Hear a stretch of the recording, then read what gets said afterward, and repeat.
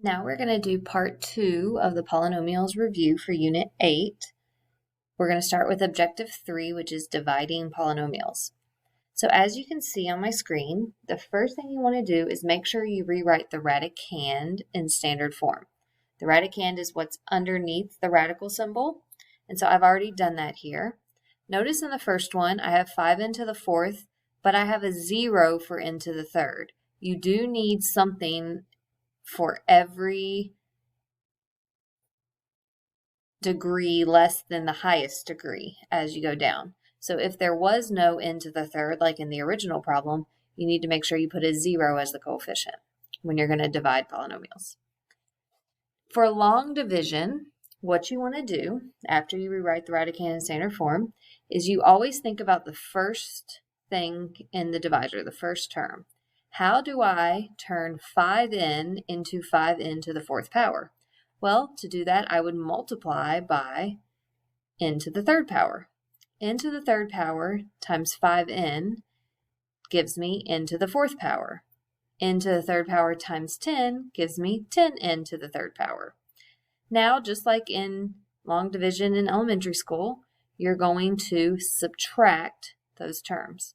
That means change both signs. And then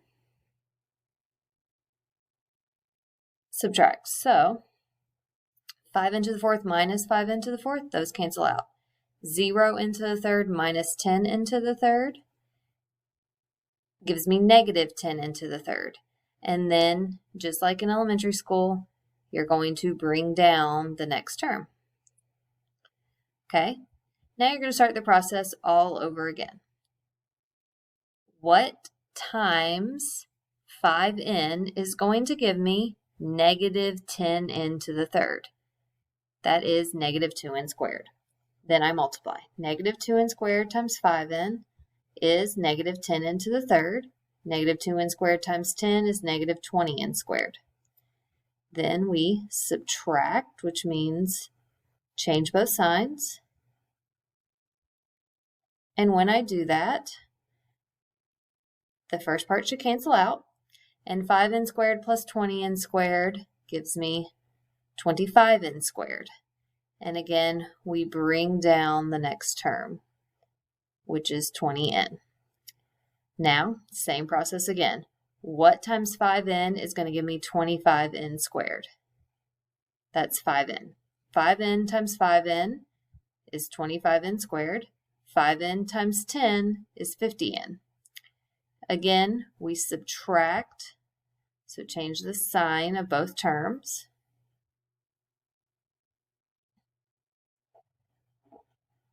When I do that, I end up with 25n squared minus 25n squared cancels. 20n minus 50n is going to give you negative 30n. And then again, bring down negative 63. And negative 30n, I'm trying to change 5n into negative 30n. To do that, I would multiply by negative 6. Negative 6 times 5n is negative 30n. Negative 6 times 10 is negative 60. So we're going to subtract again. So change both signs.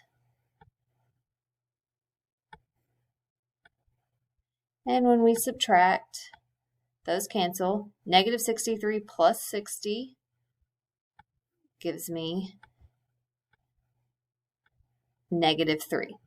Negative 3 is my remainder because I cannot turn 5n into negative 3. So since that's my remainder, then I write that at the end, but you must write it as a fraction. So negative 3 would be the numerator. 5n plus 10 is the denominator. So, written at the top here is your final answer. N to the third minus 2n squared plus 5n minus 6 minus 3 over 5n plus 10. So you always write your remainder over your divisor. All right, so looking at number 2, It's the same process, so I'm going to go through it a little quicker. To turn x into 2x to the third, we multiply by 2x squared. 2x squared times x minus 2 gives me 2x to the third minus 4x squared. When I subtract those, so change both signs, I end up with 9x squared, and then I brought down negative 20x. Okay, so now, what times x will give me 9x squared? That's 9x. 9x times x minus 2 is 9x squared minus 18x. So again, I'm going to subtract that term, so change both signs. And when you do that, you do get negative 2x, and you're going to bring down that 4. So these 9's canceled. Now, what times x is going to give me negative 2x? Well, that would be negative 2. Negative 2 times x minus 2 is negative 2x plus 4. Again, we're going to subtract, which means change both signs. And when I do that, both things cancel out, and I end up with 0. When your remainder is 0, it means that this term divided evenly into this polynomial, so there is no remainder.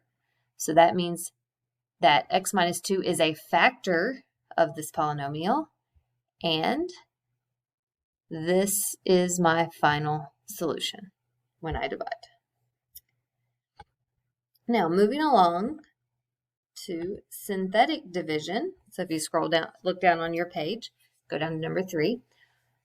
Synthetic division, you're doing the same process, it just looks a little different. So if you remember the way we set it up, we put the 0 of the factor that you're dividing by, so a minus 4. If I were to set that equal to 0 and solve, I would get that a is 4. So 4 is my 0. And then I only put my coefficients of each term. The terms must be in standard form, and I must have a spot for every exponent lower than the highest exponent. So if one of them is missing, you have to put a 0 in that spot. In this case, none of them were missing because it goes 4, 3, 2, 1, 0. So I did not need to do that. So these numbers are the coefficients. I have 1a to the 4th, negative 1a to the 3rd, negative 12a squared, negative 4a, positive 21. Now the process is you bring down the 1, the first term, and then you multiply. 4 times 1 is 4, and you write that in this spot. Then you add down your column. Negative 1 plus 4 is 3. Then you multiply. 4 times 3 is 12. Again, we add. Negative 12 plus 12 is 0. Then we multiply again. 4 times 0 is 0. Add down your column again. Negative 4 plus 0 is negative 4. Multiply.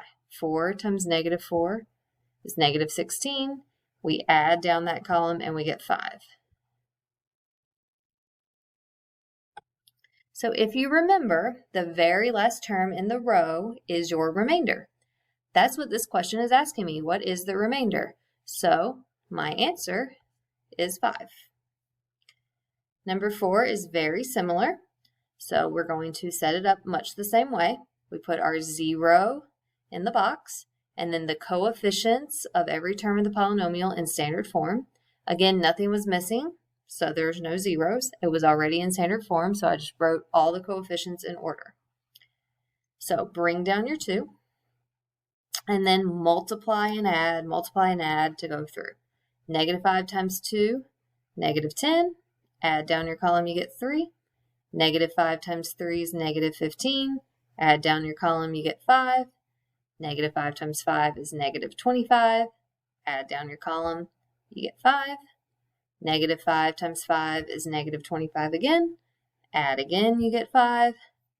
Negative 5 times 5 is negative 25 one last time.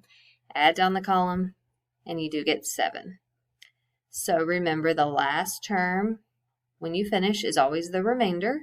Since that's what the question is asking us, then our answer is simply 7. That is the remainder. For number 5 and 6, we need to divide the polynomial and then write our final answer. So we set up our synthetic division. Notice my coefficients are in a different order than they were to begin with. That's because they need to be in standard form. So the highest exponent coefficient down to the lowest. So there's 2x to the third minus 6x squared. There are no x terms. There's no linear term. That's why there's a 0 here. And then minus 29 for the constant term. Where did this 4 come from? Well, 2x minus 8, if I were to set that equal to 0, I would get that x equals 4. So remember, what goes in the box is the 0 that would come from that factor. So do the process again. Bring down your 2. 4 times 2 is 8. Negative 6 plus 8 is 2. 4 times 2 is 8 again. Add down that column, you get 8. 4 times 8 is 32. Add down the column, and you get 3. So remember, the last term is always your remainder. And then beside the remainder is always the constant. And then the next term is always your linear term. And then the next one is always your quadratic term. And if you had more terms, you would just keep going. So x to the third, x to the fourth, x to the fifth, and so forth. So that's how we get our final answer. 2x squared plus 2x plus 8 plus 3 over 2x minus 8, because you always write your remainder in the numerator over your divisor. And our divisor was 2x minus 8. 6 is very similar, so we're going to set it up. Negative 2 goes in the box because that's the 0 from your factor. And you have your coefficients in order, standard form, from greatest to least. Bring down the 1. Negative 2 times 1 is negative 2. 4 plus negative 2 is 2. 2 times negative 2 is 4, negative 4. 5 plus negative 4 is 1.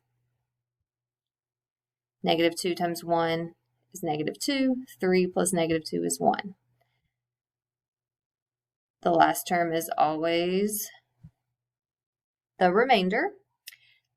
Again, left of the remainder is constant. Left of that is your linear term, which in this case are r's. Left of that is your quadratic term, which is r squared. So that's how I get my answer. R squared plus 2r plus 1 plus the remainder 1 divided by what we divided by, which was r plus 2. Okay, moving on to the next problems. In order to evaluate a function, it's really just the remainder when you divide. So if I divide f of negative 2 using synthetic division, that one popped up. So I'm going to show you using number 8. If I divide, I want to evaluate f of x when f is 3. So I just put 3 as what I'm dividing by.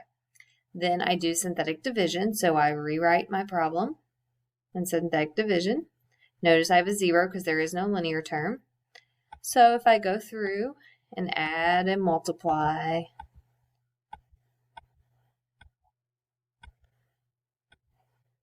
my remainder is negative 183. Therefore, if I were to plug in 3 into this function, I would get the answer negative 183.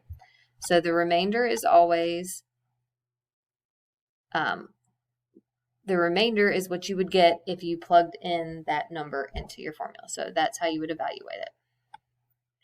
And for the last problems, it's a factor if it divides evenly into the polynomial, meaning there is a remainder of 0. So if you look at these two problems, when I do synthetic division, the first problem gives me a remainder of 0, so therefore it is a factor. The second one does not give you a remainder of 0, so therefore it is not a factor.